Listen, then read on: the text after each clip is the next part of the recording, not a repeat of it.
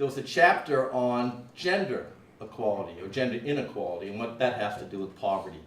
And I remember just almost having an epiphany reading that chapter, and a quote from that chapter really struck me. In fact, we use that quote in all of our materials on investing in women today. And it said very simply, the best clue to a nation's growth and development potential is the status and role of women, close quote. I remember being struck because I had always been interested in poverty, but as a young person I never saw the gender component or how important that was.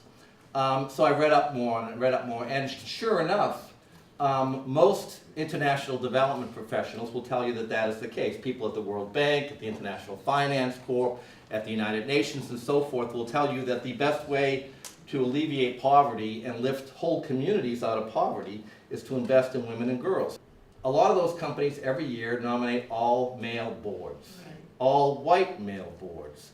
And more often than not, I can tell you, if you're invested in those companies through a mutual fund or through a 401k plan at work or whatnot, I can almost guarantee you that whoever's voting your proxies for you is rubber stamping those all-male corporate boards.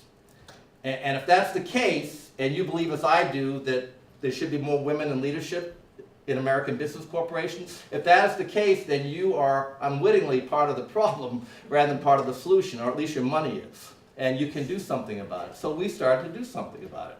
We originally had a proxy voting policy that said we will not support any board slate unless it has a woman on it.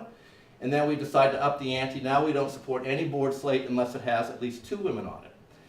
And then we not only vote against it if it doesn't have at least 2 women on it, we then, to make sure it's not like a tree falling in the forest with no one there to listen, we then write a letter to the company saying, hey, we voted against your board, we didn't support your board because of a lack of gender diversity. And all the research shows that gender diverse leadership teams make better decisions, provide better governance than non-diverse leadership teams. Here's the research. And then we start dialogue with those companies. And as a result of those efforts, our firm, working with other institutional investors that we coalesce with, have put 65 women on boards of companies in the US that had no women on them before. If you want to close the gender pay gap, as Justice Brandeis said, sunshine is the best disinfectant. Disclosure will get you there. If every company had to disclose its gender pay ratio, you would see that gap start to close.